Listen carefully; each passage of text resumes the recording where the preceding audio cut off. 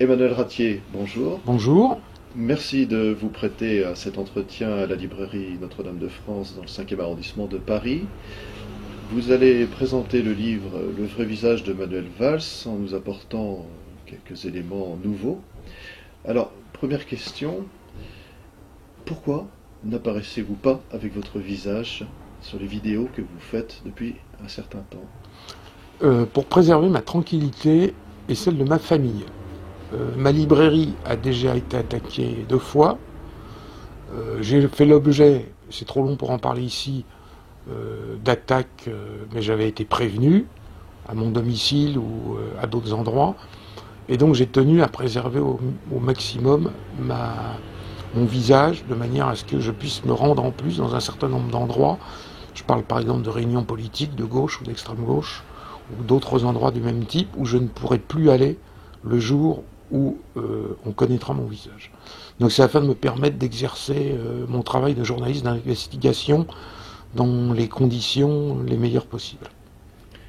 Cet anonymat, en fait, vous permet d'aller dans des milieux aujourd'hui, de faire des investigations dans des milieux où, si vous étiez connu par vos traits, vous pourriez avoir des ennuis finalement. Mais, pour être très clair, quand j'ai publié Mystère et secrets du Mneimrith, l'essentiel des archives que j'ai trouvées, je les ai trouvées à la bibliothèque de l'Alliance israélite universelle. D'où l'utilité de ne pas se faire reconnaître Voilà. Directement. Je pense que, d'ailleurs, j'y suis retourné depuis, on m'a mis à la porte. D'accord. Voilà. Donc le métier d'investigateur de terrain devient dur. Devient très difficile, et les gens qui racontent leur vie, qui mettent des photos, des vidéos, leurs passions, etc., sur des sites comme Facebook, ne se rendent absolument pas compte de ce qui va leur arriver, parce que pour peu qu'ils ne soient pas dans une pensée conforme, et qu'ils soient donc dissidents, anticonformistes, alternatifs, etc., on leur reprochera encore dans 30 ans en utilisant ce qu'ils ont pu publier quand ils avaient entre 15 et 18 ans. Voilà. D'accord. Ça n'est qu'à nous qu'on le fait, hein. Il ne faut pas se faire d'illusions. L'extrême gauche, c'est très très bien vu de venir de l'extrême gauche. Mais veut dire de ce qu'on peut appeler le milieu, par exemple, national, ou le milieu catholique de tradition, c'est très mal vu. Alors, sur ce livre, quoi de neuf? Mais je dirais, ce qui est extraordinaire, c'est que, cumulé sur Internet, les vidéos qui m'ont été consacrées ou que j'ai publiées totalisent plus d'1 600 000 vues. Le livre se situe dans les 100 premières ventes sur Amazon, bien qu'il soit distribué dans très très peu de librairies, uniquement les librairies amies, comme la librairie Notre-Dame-de-France. Et on peut dire quand même que c'est un succès. Et ce livre n'a fait l'objet d'aucune recension, y compris, ou je devrais dire bien évidemment hostile, hormis 4 lignes dans le Point de cette semaine, où le journaliste a interrogé Matignon, et il lui a été répondu qu'il ne serait fait aucun commentaire sur cet ouvrage. Donc il y a véritablement une conspiration du silence, j'appelle ça la stratégie de l'Edredon, parce que c'est un livre qui est inattaquable. Tous les éléments peuvent être vérifiés, tous les éléments sont sourcés, tous les éléments, en réalité, sont publics, même si les journalistes ou les personnes politiques ou les personnes des associations communautaires étaient forcément au courant, mais ne l'utilisez pas. Manuel Valls est un homme qui a l'habitude de porter plainte pour diffamation très facilement. J'attends sa plainte avec sérénité, mais je ne pense pas qu'elle viendra. Ils ont décidé d'étouffer ce livre. Donc c'est pour ça que je trouve très bien qu'il y ait des sites d'information alternatifs qui m'interrogent, parce que c'est le seul système pour passer au-delà de cette conspiration du silence. Alors que c'est un ouvrage qui intéresse, à mon avis, tous les Français, puisque Manuel Valls a de fortes chances d'être candidat aux élections présidentielles en 2017, ou au pire, en 2022. Et d'autre part, c'est quand même l'ancien ministre de l'Intérieur qui, par exemple, a conduit une répression féroce au moment des manifestations, la manif pour tous, jour de colère, ce genre de manifestations qui refusent le mariage homosexuel, un certain nombre de choses, de changements qu'on appelle sociétaux, mais en fait ce sont des changements moraux. Voilà. Et la police de Manuel Valls s'est conduite d'une manière ignominieuse, qui a été ciblée par un certain nombre d'organisations de défense des droits de l'homme européennes et internationales, Et tous les gens qui ont participé, voire qui ont été interpellés illégalement, etc., s'en sont parfaitement rendus compte que c'était vraiment 2 poids, 2 mesures. Et donc, une fois de plus, on assiste, ce que j'explique, à mon avis, d'une manière argumentée dans cette biographie, à une nouvelle réécriture, une nouvelle facette de Manuel Valls, qui a quand même le culot de se présenter à Rome pour la canonisation de 2 papes, alors qu'il n'a pas arrêté de mettre des bâtons dans les roues des catholiques de France. Il avait fait ce reproche à François Fillon quand il s'était rendu à Rome pour une canonisation. Et donc à ce moment-là, le PS dans son ensemble avait dit « c'est scandaleux la défense de la laïcité ». Donc Manuel Valls est un spécialiste. Il dit quelque chose un jour, il dit le contraire le lendemain, et en plus il est un peu comme les maoïstes ou les trotskistes repentis, qui sont passés du trotskisme au libéralisme dans le pire sens du terme, qui ont le culot, alors qu'ils se sont toujours trompés avant, de donner encore aujourd'hui des leçons de morale et de prétendre des choses qui sont fausses. C'est une manière de faire de la dialectique, mais pensez-vous pas plutôt que finalement ce serait la puissance, la force de frappe des médias alternatifs qui serait actuellement en jauge avec une stratégie d'étouffement? Voir quelle est exactement comment vous allez finalement pouvoir atteindre le Premier ministre avec cet ouvrage. De toute façon, je crois que le Premier ministre, il l'a atteint depuis longtemps. Mais comment se voient les effets concrètement? Ce que je pense, c'est qu'il va falloir jouer à la marche, c'est-à-dire il va falloir jouer sur les sites internet en Suisse, puisqu'une partie de la famille de Manuel Valls est suisse, en Espagne. D'ailleurs, j'ai constaté avec surprise, le premier site à en avoir parlé en Espagne est un site anarchiste, catalan, qui reprend les informations en disant, en gros, nous vous l'avions bien dit, c'est la bourgeoisie catalane, etc., qui est aux affaires en France. Voilà. Et je pense qu'également, il y a des gens qui seraient quand même intéressés aux États-Unis par connaître les positions, pour les moins extrêmement prononcées, pour les moins très engagées, de Manuel Valls durant au moins une trentaine d'années quant à la Palestine et son opposition totale à Israël pendant, je le répète, entre au moins 25 à 30 ans. Même s'il a effectué un revirement depuis, c'est un revirement récent sur peu d'années. Oui. Je pense que c'est une des grandes révélations de ce livre, c'est que personne n'était au courant des positions, je répète, extrêmement marquées. Il était par exemple vice-président de l'association de solidarité, groupe d'études à l'Assemblée nationale d'études sur les territoires palestiniens, il en était vice-président, et en font partie évidemment des gens qui sont très engagés. Il a jumelé sa ville avec le plus grand camp de réfugiés palestiniens du monde, le camp de Khan Younis, qui se trouve dans le territoire de Gaza. Et ce sont des choses que les gens ne connaissent absolument pas. Et lui se présente comme le grand ami d'Israël, etc., éternellement lié à Israël et à la communauté juive. Pour moi, c'est une attitude sans doute de façade. Prévoyez-vous des traductions, peut-être en espagnol, en russe? Non, je ne crois pas qu'il faut rêver. Je crois que Manuel Valls, pour le moment, n'intéresse, et encore peu, n'intéresse que les Français. Je crois que pour le moment, c'est un personnage franco-français. Peut-être est-il appelé à un avenir plus important.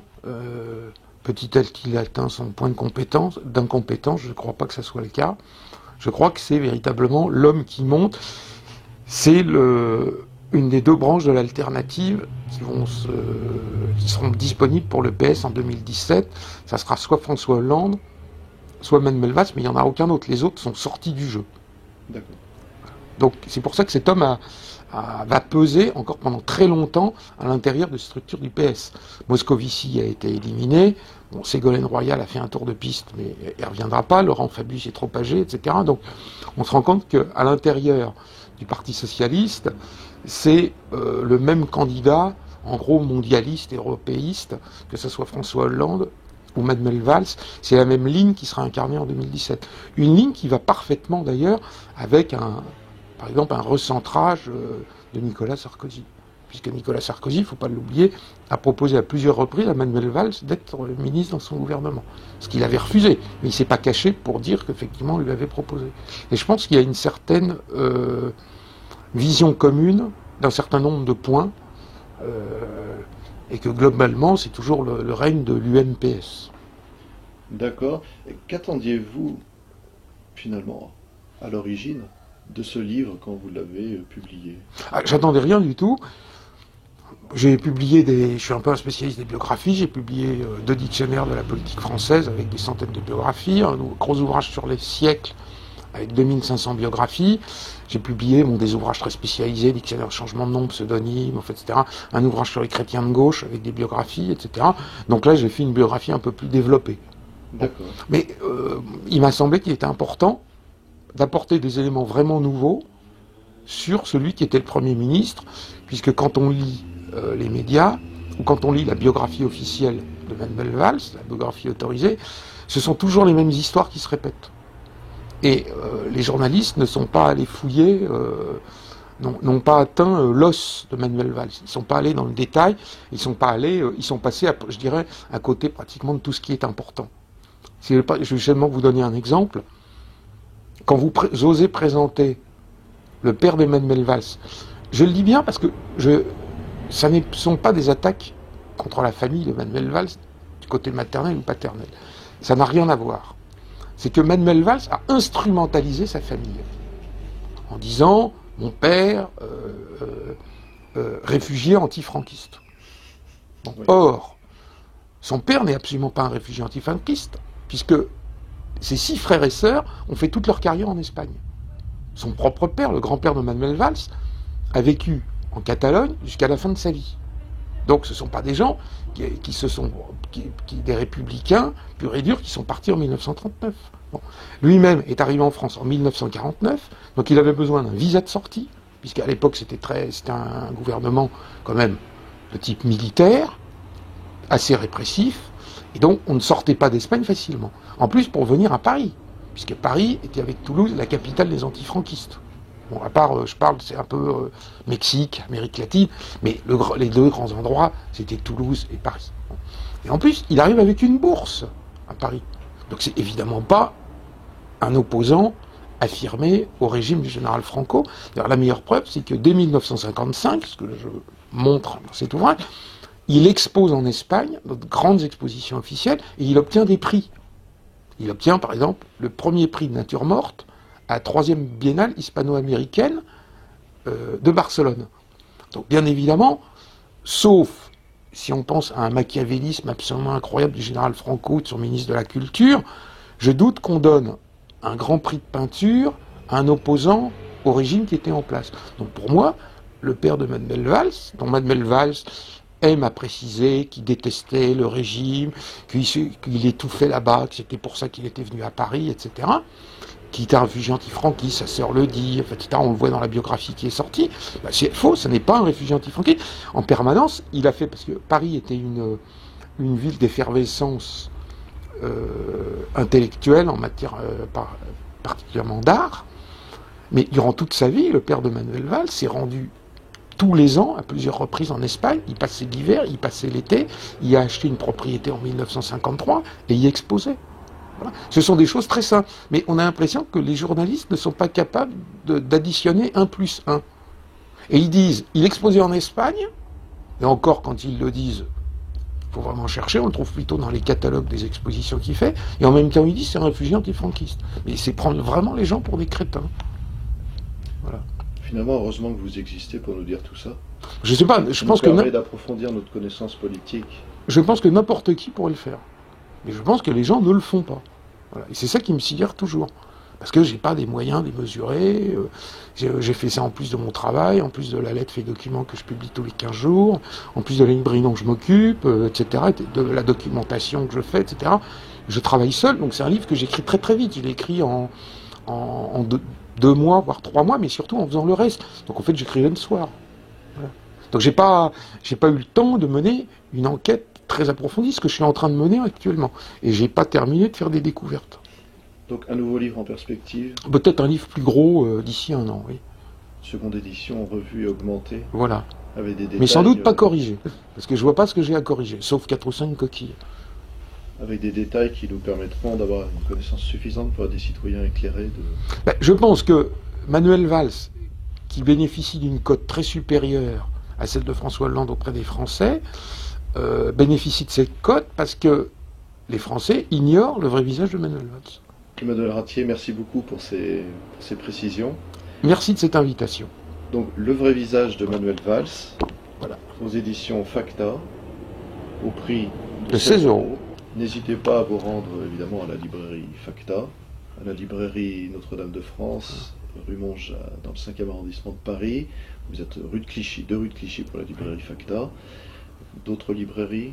Oui, il y a ce qu'on appelle les librairies amies dans Paris. Duquesne? Voilà, Duquesne, bien sûr, la librairie Duquesne. nationale, etc. Rue Bartholdi dans le 15e, la librairie nationale. Emmanuel Ratier, merci beaucoup et donc à très bientôt. Merci.